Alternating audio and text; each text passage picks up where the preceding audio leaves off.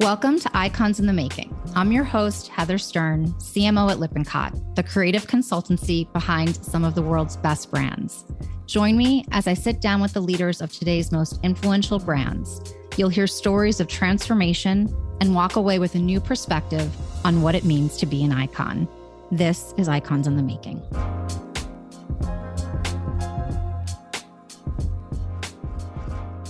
Grit and vision. I can't think of two better words to describe today's iconic guest, Alice Milligan, Chief Marketing Officer of Morgan Stanley. Since the age of 19, Alice has paved her own way, putting herself through undergraduate and graduate school while working full-time at AT&T. From there, Alice moved on to prominent leadership roles at some of the world's leading brands, including American Express, Coach, and Citi. Now, as the CMO of Morgan Stanley, Alice is propelling the brand forward in new and innovative ways.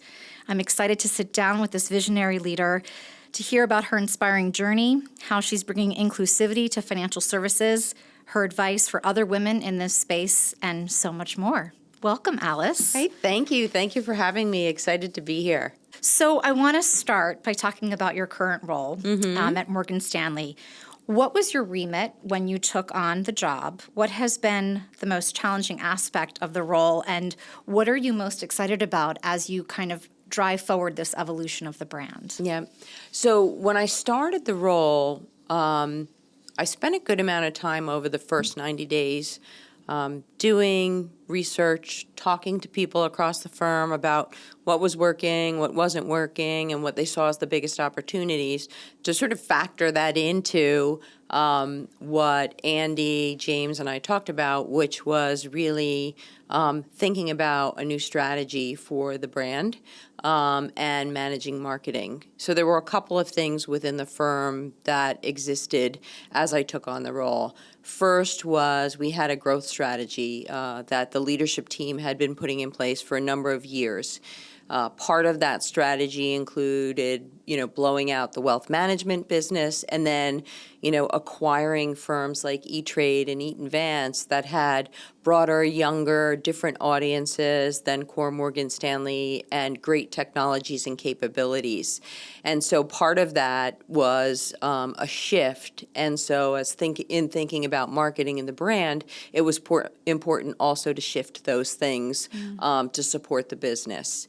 The second piece was, as I did a lot of that interviewing and had those discussions, I saw there were a couple other opportunities. So if one was around solidifying a new brand strategy, the others were around data-driven decisioning, understanding the impact and results of marketing, looking at insights and building out a bit more of a customer discipline. And then finally, people. Morgan Stanley had traditionally been a firm that was really sales-based or product-oriented and wanted to shift to more of a marketing, customer-led focus. And so how do we attract the right talent? How do we make sure people have the right skills? How do we become the employer of choice for the next generation of marketers was all part of the remit and part of the work that I started when I took on this role. It's pretty expansive, and I think, as you've mentioned, in many ways, a pivot from where the brand had been, the organization had been. How's it going, and what have you been most excited about in terms of this journey that you and the company have been on? I think it's been going great. One, we spent a lot of time on the brand strategy and refining that and developing that, thinking through how we create this house of brands now that we had Morgan Stanley and E-Trade, Eaton Vance, and others. And then worked with Lippincott to develop the strategy, which we did a tremendous amount of research, both internally and externally. We did benchmarking. We looked at the industry. We looked outside of the industry and really felt like we came up with a strategy that encapsulated what was special about Morgan Stanley and what was really a competitive differentiator for us, this concept of the collaborative advantage. Once we got to that point, it was really about selling it into the organization and making sure we brought people along the way. And I remember when I took on this role, I spoke to another CMO, And they said one of the most important things they did when they first started to look at the brand and the strategy was to ensure that they engaged the stakeholders. So we set up steering committees with senior executives in the, on the operating committee and management committees. We did stakeholder groups with international stakeholders and product stakeholders and marketing and communication stakeholders so that we could bring people along the way with what we were doing with the strategy. And then ultimately, everybody was excited about that. We sort of moved into the creative platform and execution, which was Old School Grit, New World Ideas. Yeah. And we've been really pleasantly surprised with the positive sentiment around that. We sort of knew it would be a good thing because of all the work and research we did behind the scenes, but I think it far exceeded our expectations in terms of employee engagement and sense of pride and willingness to be advocates for the brand. I think that is such a huge accomplishment, and congratulations on the campaign. I think it's been so well received and very different from what you see out there in terms of the category. But the fact that it has had such a positive influence on the internal employee base, Yeah. I think is huge. How did you kind of introduce it to the organization, and what did you ask of the organization in terms of embracing it? Yeah. I think the first thing was just the gathering of information. We spent so much time talking to people. And what we got from a lot of the employees, one, Morgan Stanley has an amazing culture. It's a culture of collaboration. It's a culture that values diversity and different ideas. And that came through as we talked to the team. The second was really around the fact that people were proud and were highly tenured in terms of how long they've worked for the firm. And so this concept of experience, legacy, having been through the ups and downs, perseverance, hard work. You always had a story when I talked to different employees of how they've overcome something on behalf of a client or the difficult times that they weathered the storm through. And so that concept of legacy and experience was important. And then as we started to talk to a broader group within the firm, you had a number of new people, who came like myself through E-Trade and Eaton Vance. And that was really about innovation and vision and technology and sort of new world thinking. And so when we put those things together, it was almost a no-brainer when you get to, Old School Grit, recognizing that legacy and new world ideas. Despite having that legacy and that experience, we still see the world with the wonder of new eyes. And so we knew that was something that would resonate because of the conversations we had, and we basically built it off of what employees and what clients were saying about us. But when we launched it, the number of views on our internal website of the page, of the ads going to our Why Us page, which was the digital experience, far exceeded our expectations. The comments, there was a memo from Andy Saperstein, who's a co-president of the firm, to announce it. And there was, hundreds of responses under his memo that just said, I feel so proud to work for the firm. I love this. Calling out the tagline, calling out elements of the ad. So I think we knew it would work, but it worked, exceeded our expectations in terms of reception. I think so much of that has to do with, first, the ground that you laid for bringing people along, but the fact that there's an authenticity to it. As you said, it's built from who you are, where you've been, where you're going. And I loved that everybody can see themselves in it, right? Because there is that heritage and that legacy and that experience, but also the innovation. And you had mentioned E-Trade. So you were the Chief Customer Officer at E-Trade. Yep. And part of that, the Chief Digital Client Experience Officer at Citi. Yes. Talk to me about the intersection of digital and humanity and why it's something that you think sets Morgan Stanley apart. Yeah. I think one of the things that's been interesting in my career, so my degrees and study were in marketing. And I spent a number of years throughout my career in human resource and operations and product, across the gamut, just trying to get the right experiences. And then the latter part, I spent a lot of time in operations and technology and marketing. And those things I found were really critical to success, especially as I think about my current role. And whether it was at Citi or E-Trade, understanding sort of how things work, or the operations area, and how humans interact with clients was important. Understanding sort of the backbone, the infrastructure, and how we bring those things to a client, the whole technology piece was important. And then ultimately, from a marketing perspective, how does it feel? What do we say? How do we show that up or show up to the client was really important as well. And so those experiences, I think, prepped me for this role and sort of gave me a unique experience. Then I think within that, as I think about Morgan Stanley and what we're doing there in the firm, and how we've sort of brought it to life or brought it to market for our clients, it's been really important having sort of that background and that expertise, coming from E-Trade and that more technology-savvy, technology-forward company. Now where we are, though, is the brand or the firm is really looking at broadening our appeal and appealing to a new generation of consumer. Those consumers interact differently. What's interesting, though, in all the research we've done, and we spent a lot of time talking to clients and prospects, even though somebody may be extremely digital savvy or a digital native, their channel of choice or their interaction of choice may be social media or other things.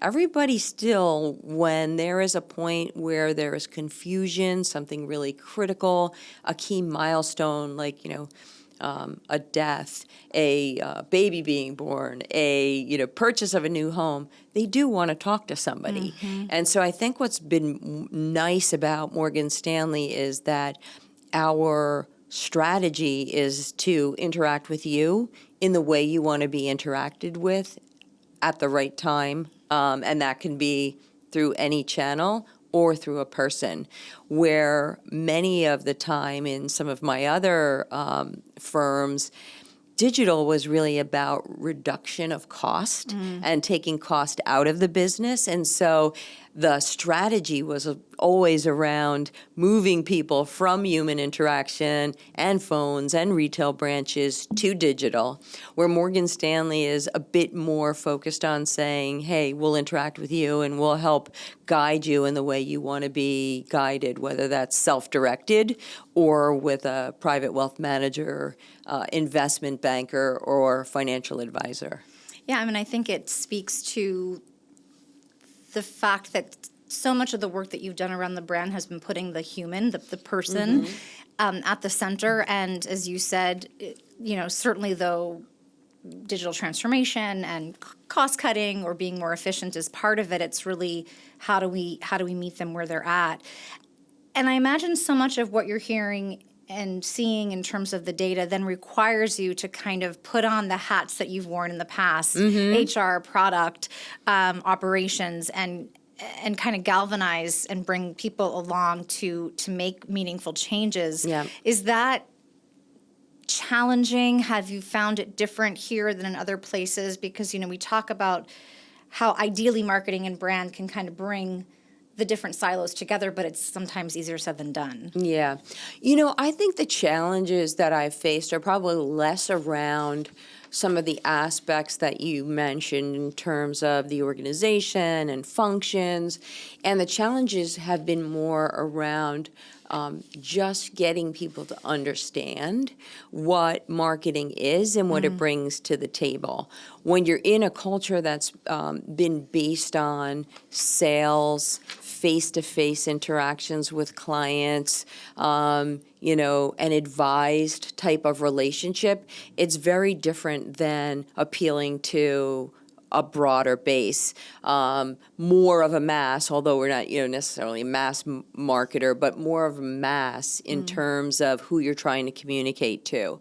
If your client base is traditionally a bit older, skews male, et cetera. There's a lot of history there that when you think about it from a marketing perspective, a lot of the challenges were around explaining to people, how to communicate to a broader group of audiences, why that emotional connection and appeal is important. Because when you're doing something face-to-face, it's very easy to get that emotional connection because you click with the individual versus when you're doing it through an ad or through digital media or through even print in some instances. And so sharing the importance of that with people, taking data and information to show them what's the result, like how do you measure success and why is it important for people to be aware of your brand and to be familiar with your brand and to have a favorable attitude around your brand, and how do you measure that? Yeah. And so we spent time on that. And then after working through some of those details, it was really about, how do we then reflect that diversity, that broader audience in the advertising and the work that we do, so people start to get an understanding of those core values we as a firm have held so tightly to, and giving back to the community. Diversity, inclusion were always values, but I think Morgan Stanley had more of the, sort of we just do the right thing and people will know about it. And part of my, journey has been to say it's not just what you do, it's who knows what you do. Yeah. And if we're not telling our story, someone else will tell it for us. So let's work on the narrative and make sure we're telling it to the right people in the right places. And it goes back to the talent brand too, right? I mean, I think that is something that is on top of everybody's minds, and how to appeal to the next generation of leaders. How much are you collaborating with HR directly on that? How do you see, the work that you're doing really directly influencing, recruiting, retention, culture shaping? Yeah. So we work really closely with HR. There's a along with the businesses, human resources, and we have another group that's called corporate services, and that is the group that does all of our real estate and planning out our offices and what they look like and what types of technology and capability will be there. Those two groups are really critical partners for us because, as we think about attracting new employees and talent to the organization, sort of the space, the capabilities, the technology that they work in, the access that they have remotely, the flexibility, those are really critical components. And so that corporate services team is really important. And in the ad that we did, our anthem spot, it shows our trading floor, which was part of this big reimagined real estate initiative that the corporate services team was doing. So we made sure we're reflecting that in the advertising and the campaign that we did. In terms of human resources and talent acquisition, that's been a really great partnership. And it's been important because we're all not just employees of the firm. Most times you're a client of the firm. You know someone who's a client of the firm. And so there's a lot of back and forth between those relationships. And we want to make sure that the firm creates that emotional connection and is relatable across the board. So it was funny because when we launched the ad and everything went live, I got a email from the head of our talent acquisition, and she was like, "This is amazing. It's going to go a long way in terms of attracting younger, next-gen talent to the firm and our next generation of leaders." And she cited one of the lines from towards the end of the ad that was, "Grit and vision puts you on the path to your full potential." And she thought that was, perfect to think about, people who would consider Morgan Stanley as a place to work. That's what we're all about. And that collaboration and that grit and that vision really helps people reach that potential. And so I think it's an important balance. You talked about real estate and the physical spaces and the access to technology and collaboration. I think there's an ongoing discussion amongst brands and businesses what post-COVID work looks like. Tell me about how you've tackled that either within your organization or the broader firm, and what you're learning in terms of bringing people back together and collaborating.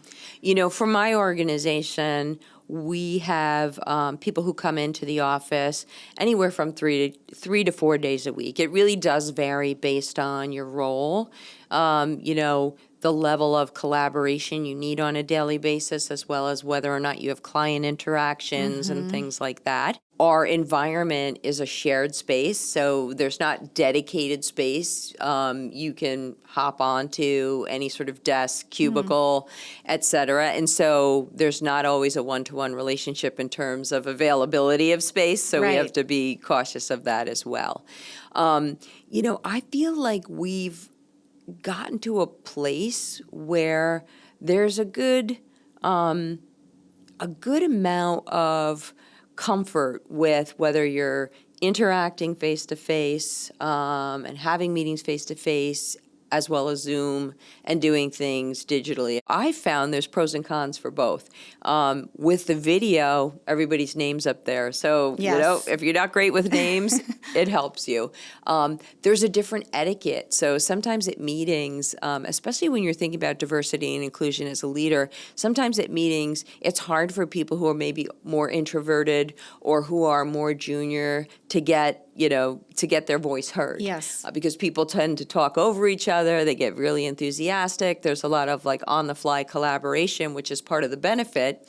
But when you're doing a Zoom call, there's an etiquette where each person says their piece. You sort of go around the screen or the grid. And so I think that's been helpful in terms of making sure everybody's engaging in the conversation. And it's more top of mind to make sure that happens.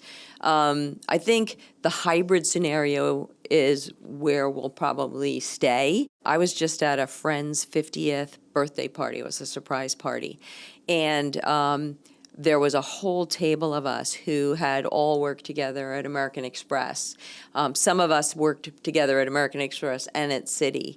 But when we looked back, all of us had known each other, been friends, been around each other in the same industry for over 20 years. Wow. And I do believe that it probably would not have been that lasting, that deep, that type of a friendship and relationship if we hadn't had any interaction physically and collaborated in the office and had lunches and had drinks and did the things you do when you're face-to-face. So I do think to have a strong career and build lasting relationships, you do need that face-to-face element. Yeah, and I think that's ultimately what people want. I mean, I think they say flexibility and the ability to maybe work from home more than maybe their employer would like, but I think they forget that really this is what we do so much of our lives, and to be able to build those relationships and those connections and have them be lasting.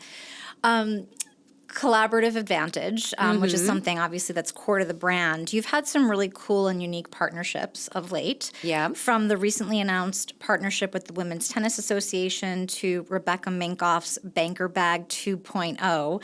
How do you approach collaborations? What do you look for in a partner?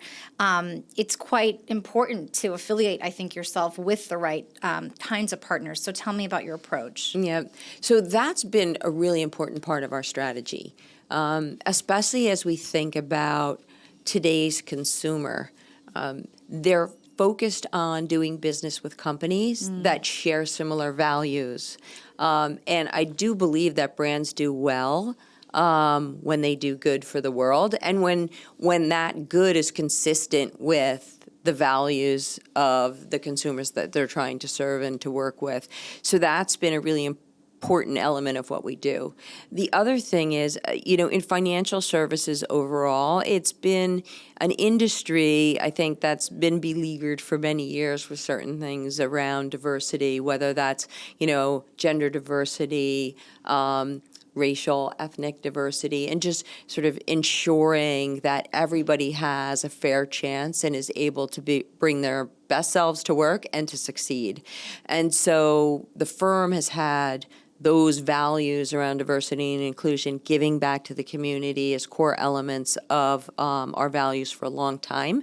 And so I wanted to really bring those things to life. So the first cut, when we look at it, is saying, is this partner or is this sponsorship or ambassador we're going into, do they share consistent values with the firm? Do they give back? Do they value diversity? Do they represent diversity? Do they talk about diversity? Are they involved in diversity and those types of things? And so that's sort of the first lens.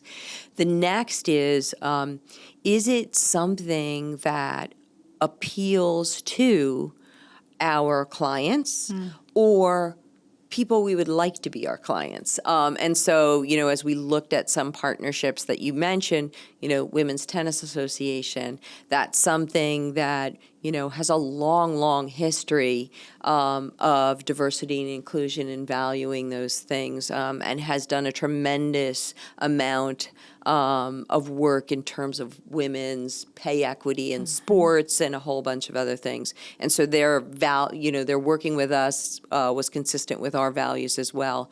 But then we know that people of all generations watch women's tennis. It tends to skew a bit higher in terms of household income, which again is appealing to financial services firm. But there's diversity in terms of the audience. If you think about people who've been successful in tennis recently, Serena Williams, and in history, Billie Jean King, it really has a wonderful appeal. And so as we looked at that was important.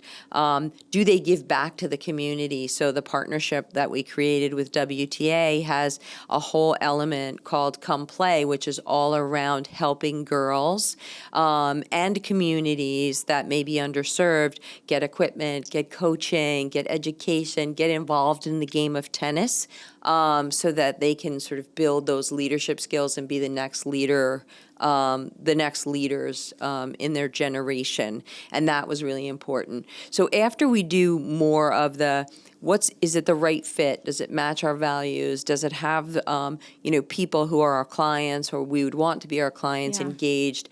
Does it represent diversity? Then we look at some of the things like, how many people actually watch? What channels is it shown on? So more of the nitty gritty in terms of the marketing fit around viewership and, impressions and, how our brand will be out there. But that's sometimes the first thing that people look at, Yeah. right? And I think that that's, in and of itself, speaks volumes to what you value as a brand and as a business. Yep. So speaking of inclusion, diversity, the financial industry has been historically male-dominated. Yep. You've said that you see it as your responsibility to mentor and develop future leaders of the company, especially younger women. Talk to me about this, maybe about what your journey had been in the space and what you offer as advice to those who see you and say, gosh, I want to be her one day. Yeah. And it's funny because a lot of times people will ask, me, who inspires you, et cetera. And one of the things that I always say is a lot of times the people that inspire me are the people I interact with every day. And what you don't always think about is everyone's overcoming challenges. Everyone's got something that they're dealing with that maybe you don't know about, but they're overcoming that. They're doing something great in terms of their own life or their own work or their own experience. They're doing things despite, sort of being afraid and overcoming those things. And so that's really important to me. And as I think about my own career then, giving back is important because hopefully I'm inspiring people who are going to come after me. And I do think that it's part of all of our jobs as leaders to sort of help bring up the next generation of leaders to do more, to do better, to do bigger than we do. And so that's always been a really important part of what I've done. I would say in financial services. I tend to have a very different background, which will be one of my key pointers, but it took me a long time to embrace that. So when I started out, as you mentioned, I left home when I was 19. I went to school all at night while working full time. How long did that take? That took over a decade. Wow. It's somewhere between 12 and 13 years by the time I was done. And there were a couple of things I learned throughout that. One was to be the CEO of my own calendar. And that was something somebody said to me early on in my career, but was very true. One of the most precious resources you have, and sometimes one of the only ones you can control, is how you spend your time. Yeah. And going to school at night while working full time really taught you, how to prioritize. What are the 20% of things that are really important that are going to have the 80% of impact on results, and get rid of the rest? And so I've spent a lot of time thinking about my calendar, making sure I know what meetings I'm going to, why am I going to those meetings, what decisions will be made, and whether or not there are things I could be delegating or should be canceling. The next thing I would say is, as I went through a number of different roles, so I started out as an executive assistant. While I was going to school, then I got promoted into management, and I was in human resources, and then product and sales and marketing. And the thing I learned there is it was easy and important early on in my career to experiment with different types of roles, to get a sense of what I really wanted to do, learn about what I was good at, what I liked doing. To your earlier point, you spend so much time at work, you really should enjoy what you're doing day to day. And so as I did that experimentation, took on those different roles, and started to understand the things that I love to do, I started to really believe in that philosophy that you should play to your strengths. You always want to take a role where you're developing and growing, but I've really focused on taking roles where maybe 70% of what I'm doing are things that I really love and know I'm good at, know I can contribute in. And then the other 30% are more the stretches, whether it's, increasing responsibility or broader teams or new content, so that I'm feeling good and on top of my game while learning. I think that's such a great piece of advice, because I think sometimes there's a pressure to say, you have to be uncomfortable all the time, or else you're not, it's not going to be valuable, or you're not going to grow. But to recognize that part of loving what you do is feeling a certain mastery of it. And I think it's also a reminder, though I think many listeners and those that work with you would say, well, there's nothing more for you. You've made it. Like, what else do you need to work on? And that it's a reminder of, we always kind of have things that we need to work on, or that we want to stretch ourselves. And so I just think that's very refreshing. Yeah, and I think, curiosity and learning comes in many different forms. You can, I've been in marketing and digital for years. You can never learn all there is to learn in that space. Yeah. And even though I may be good at it, I'm always learning new technologies and new ways people are interacting, new things that are important, or even my own leadership style, and sort of, how do I take myself to the next level? So I think always learning, always being curious is an element of being successful.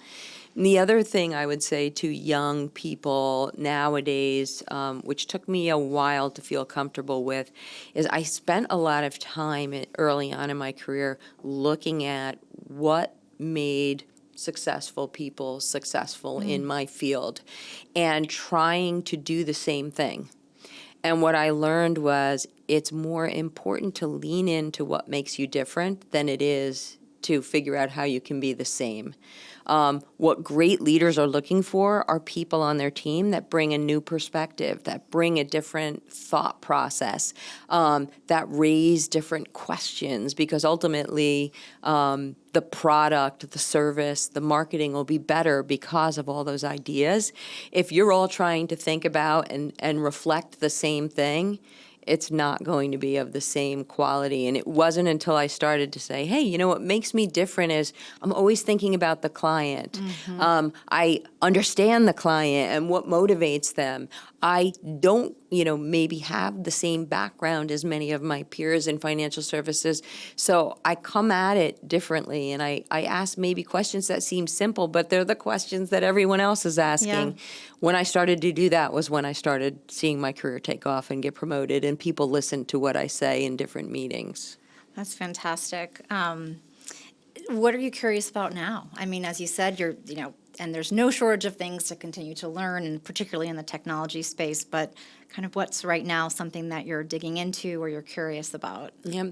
You know, I think coming out of the pandemic has changed everybody. Yeah. And so one of the things I've been spending time on now is really just understanding that transition and the emotional toll that it's taken on people, and what that means in terms of leadership, what that means in terms of work, and what people view as whether you call it work-life balance or work-life integration or whatever the term you use today. But I'm spending a lot of time thinking through what you might view as the softer skills of leadership, the emotional intelligence, the empathy, understanding people, and having those discussions and dialogues. Because I think for so long, pre-COVID, everyone was so hard charging that, you know, pandemic and the quarantine and resulting time period gave us all a moment to take a step back. Yes. And now people want different things. And so as a leader, understanding what those things are, understanding how we balance them and help people reach their full potential, drive results for the firm in a new world, leveraging different technologies has been, you know, interesting. And Yes. I'm learning a lot from different leaders and who's doing it well and who's not doing it well. Who do you turn to either in the organization or outside the organization, given the level and the success and the mastery that you have when you're struggling with something or, you know, you're trying to crack a code on something? Yeah. You know, it depends. A lot of times it's situational, Yeah. and you can get so much learning from so many different places. You know, example for me is a lot of times, you know, a mentor and somebody I get a lot of great advice from is my husband, David, who I've been married to for 25 years, but we're almost, you know, we're an example of opposites attract. I'm an introvert. He is, you know, the ultimate extrovert. If you go around our neighborhood, you know, everyone's like, knows Dave and Max is our dog that he walks, and nobody knows who I am. And he's an optimist. So if somebody hears, you know, 1% of things could go wrong, you know, he hears 99% can go right. I hear 1% could go wrong, and I'm planning for that. And Yes. so a lot of times if I'm facing, you know, a challenge and, you know, a relationship-based challenge that I'm trying to work through, I'll talk to him because I know he'll always have the opposite of perspective from me, and he's always got some great insights. I've got a huge network now. Yeah. I think that's important, keeping in touch with your network, you know, even if it's something simple like, you know, just a text here and there to Yes. stay connected with people. But people are always willing to share their time and their insights. And so, you know, I'll reach out across industries to people in different places as well. That's fantastic. You know, you've achieved a lot in not a long period of time in this role. Where to next? You know, I think we're just at the beginning, which is exciting. We have, you know, the second half of this year, we'll continue to refresh and do more around the campaign that we just launched. We're looking at some interesting activations that will be innovative and exciting, and sort of some physical presence type elements like we did last year. We did this activation called Creating Space, where we had worked with a number of female designers to design and create a prototype spacesuit that would be more forgiving and more accommodating for women and people of smaller stature and space. And that included an augmented reality piece, an element where people could kind of go and get their face on our Times Square signage in the spacesuit. So it was really fun, exciting, and people got engaged, and it went a bit viral in some of the social media channels. And so we're looking to do some more like that. I think the other piece is Morgan Stanley is a global firm. And so a lot of the work in the past has really been focused on the U.S. With the launch of this campaign, we really wanted to bring that globality to life. And we're seeing fantastic reception from our counterparts and our employees in global markets. So we're doing a lot to say, how can we leverage this in social channels? How can we attract talent to the firm internationally? And so you'll see more of that as well.